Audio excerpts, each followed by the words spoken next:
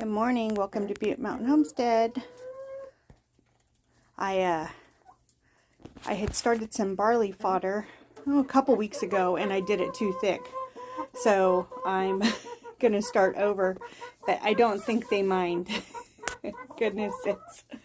I don't think they mind at all. Not one bit. I was going to show you real quick before I got started on a bunch of stuff, and I'll lay that out for you in a second, but look at that pretty thing. Oh my gosh. I am going to cut the ones that are blooming now because we're supposed to get another big storm on Sunday. Today's Friday, but you'll see this video on Monday, but I'm going to pick these before this storm comes on Sunday. But all the daffodils are pretty much up. They're just going to open up here in the next few days. Excuse the shadow. Yeah, see? Pretty cool. Yeah, it looks like a lot of the poppies that I transplanted are doing okay. They did get a little waterlogged, but looks like they're doing okay. And then the tulips are coming up. They'll be next. It'll be kind of nice because my irises and stuff and daffodils over there, they'll be done.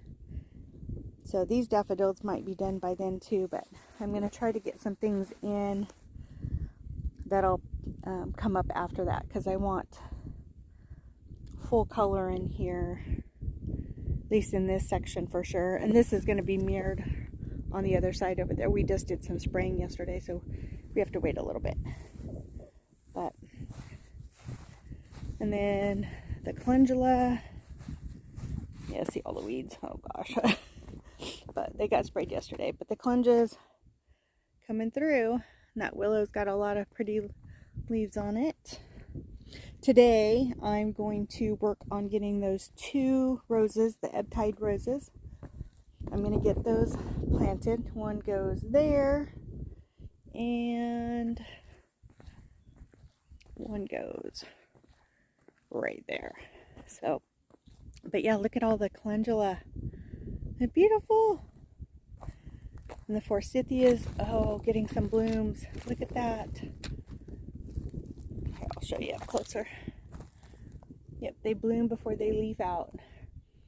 My sniffer's not working very good right now, but I do need to get some weeds out of here too. I'll use the organic spray on those if I can't hand pull them. But yeah, the calendula is just giving some pretty color right now.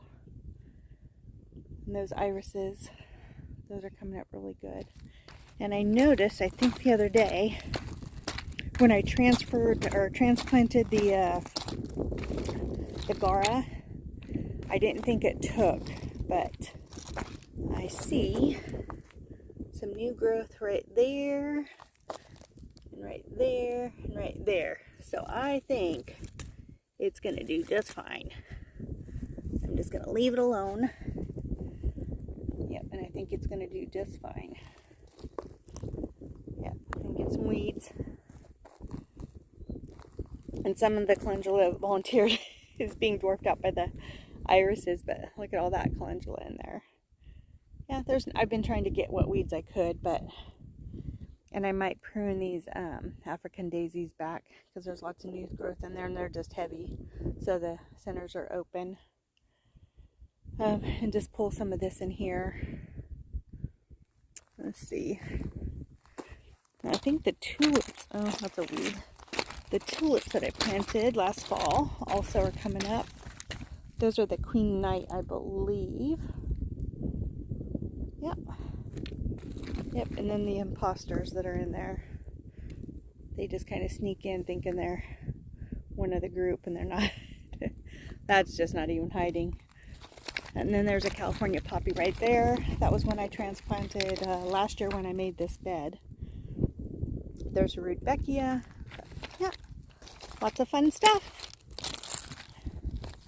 If you can look past the weeds. A little bit of a breeze today, but I'm gonna, oh, and there's the sedum autumn joy. I got that one placed around there, and I didn't get that one transplanted in time, so hopefully it doesn't flop too bad. It's almost too late to put 2 more rings over it. I might try it anyways. since I have them. So I'll do that today too. So I'm going to work over here for a little bit until lunchtime, and then this afternoon I will work on some other stuff. So I will show you as I go along. Oh, and I'm going to fertilize all the roses today because we're going to get that rain. So I want it to help with that. And I'm going to get stuff taken down to the brush pile. So it is going to be a long day, but that's okay. So I'll show you as stuff happens. Okay, I already planted one, but I wanted to make sure it wasn't going to take forever. But I am going to demonstrate the best I can in this spot right here. What I'm going to do is I'll show you. Today's been cool and it's been hot, so I'm not taking off any layers. This is real life. I don't garden in dresses really, because I have to get down and do stuff like this, and I don't want to have to worry about. I bought some. Anyways, I digress. So what I'm going to do is I'm going to cut all this mulch back.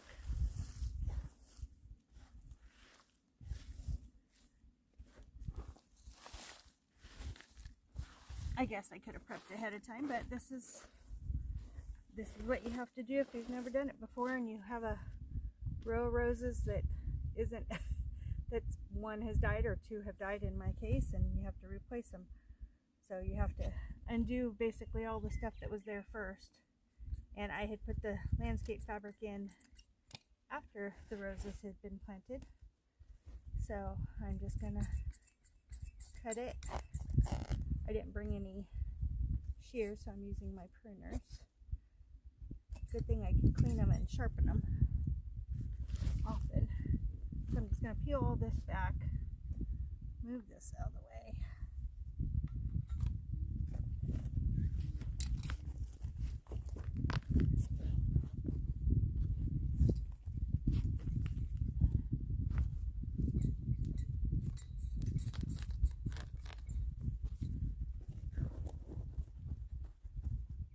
And then that's the hole I had before. So I'm just going to get all this dirt out of here. I'm not going to bore you guys with that. I'm going to get all that dirt out.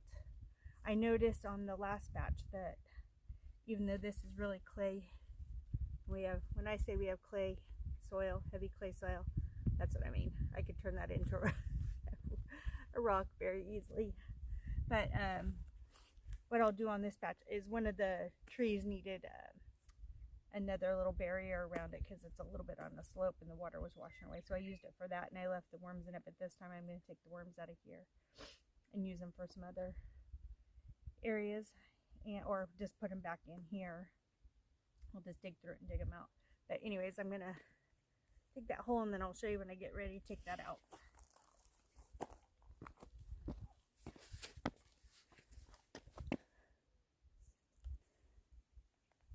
I am going to just show you up close too. So that's what I do, is I just peel all back. And you can tell where the hole was before. And that was last February. And it just shows that clay soil, it doesn't budge. So you just have to keep amending it the best you can. And luckily this stays moist during the growing season. I think those two died because of the frost. It had came literally a few days after planting them. And luckily I only lost 2 out of 8. So that would have been a really expensive gamble. Actually, I didn't know it was going to freeze. It was like a weird frost, but it happened, and now I just have to deal with it. So now I'm going to go ahead and dig out all that. And that's technically dirt. That's not soil. So okay, I went ahead and dug it out, and then I sprinkled in some of the Espoma plant tone. You can find that at Home Depot, I guess. Yeah, that's where I get it. They don't carry too many Espoma products.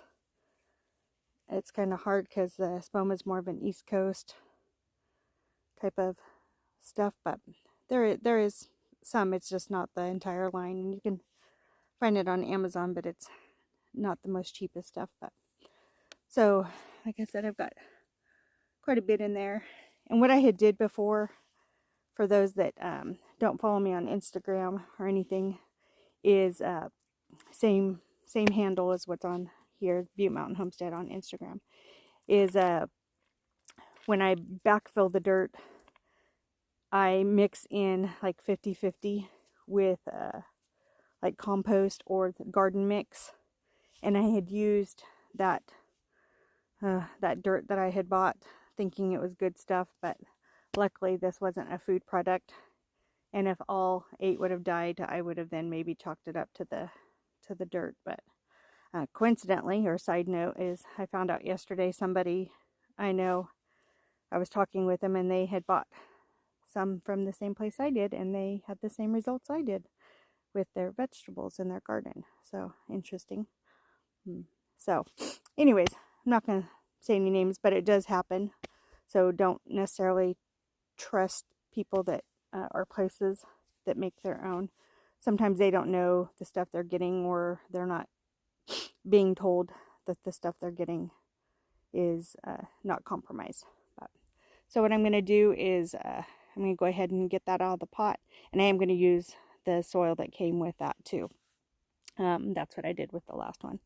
So, and these were planted as bare root because the roots aren't very long in there. And I will show you when I take it out of the pot. So as you can see that, yeah, that was a bare root. So what I'm going to do is I'm going to plant it just like I would a bare root. And set it down in there. I'm going to try to keep it lined up the best I can. I do notice I'm kind of out of sync there, but so what I'm going to do is toward the top of the crown is just, well, I should actually have it just a little bit above ground level. So I'm going to actually fill in a little bit more, and then I'll raise it up to where it's just a little bit above. So give me a second while I do that. I can't do that with 1.5 hand. So hold on. Okay, what I ended up doing was going up and getting some of that dirt that's still up there, only because the clay was so sopping wet. I was having to like push it in like clumps, and I didn't like that. So I went and put that under the willow tree because it's also downhill, just to fill in the, it's like a little barrier to where the water doesn't just run off. So I have my little old girl dog out here today getting some sunshine. She won't stay in her dog bed, but that's okay. She doesn't get to get outside very often. So anyways, I'm going to put this down, and I do sprinkle in a little bit of the systemic rose care. Like I said, I do that the first of the season. I did, like I said, I put the plant ton in the bottom, but that's the systemic for bugs and disease and stuff. There's a couple spots I need to clean up right here, but then after that I use fish emulsion for the rest of the year. So I'm going to go ahead and get this covered up, and I'll show you when I'm all done. Okay, I got that one all in. Now I'm going to go through and just put some fertilizer on the rest of them, and we'll see you in a second.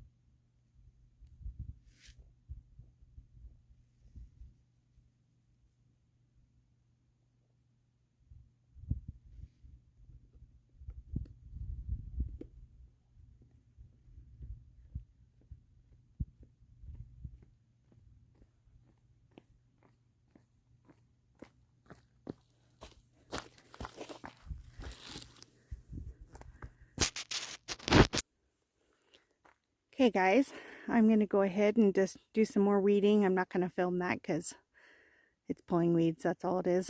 I did bring out those other cages for the autumn sedum joy. I moved the little obelisk right there. I did transplant a few hollyhocks to that corner right here. See, there's one right there. And hopefully they take really good. Oh, and I did one right there too. And then here when it starts getting to where things need to be watered on their own, I'll put water to that area, because I think I'm going to need to add a second emitter to this agara because it gets pretty big. So I've already started to pull weeds there, but what I'm going to do is I'm just going to get these rings placed over there. So I guess I will show you when I'm done with that. It is going to be kind of tricky because they are growing pretty quickly.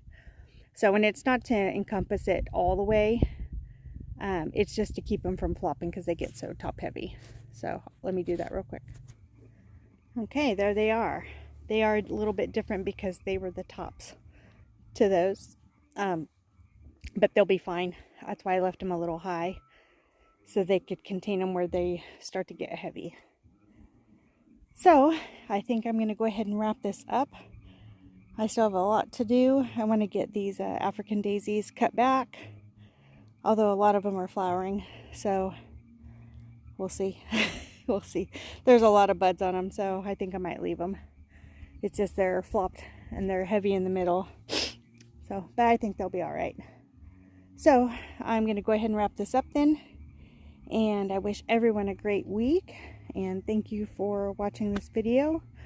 Be sure to tell your friends and your family, subscribe, like, share, hit the notification button, all that good stuff.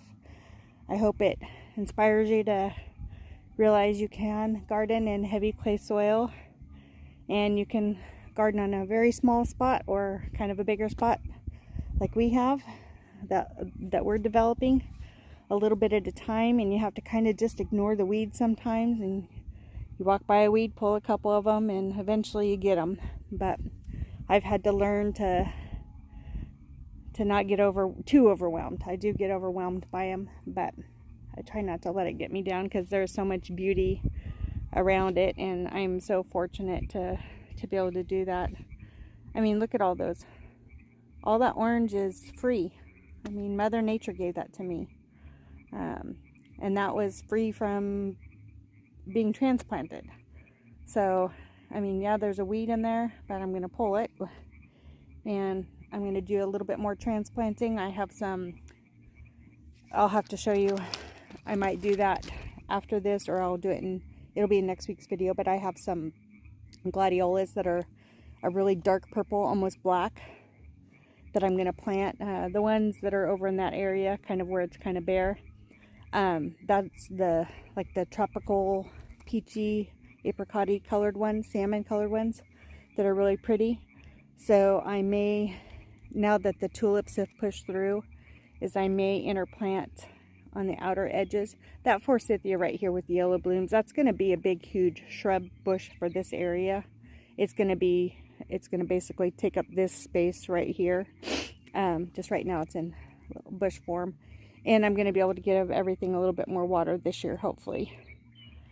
So I'm just going to fill in those blank spots with those dark purple gladiolas, and Mother Nature, I think she'll just fill in the rest. She has so far. Those irises will just continue to multiply, and I think there's an agapanthus that made it. I might put some agapanthus out here too, because they need to be divided. This is like their 4th year, so I need to take some off of there. But like I said, I hope you guys have a great week, and I'll see you in next week's video. Have a great night. Always be kind and do what makes you happy.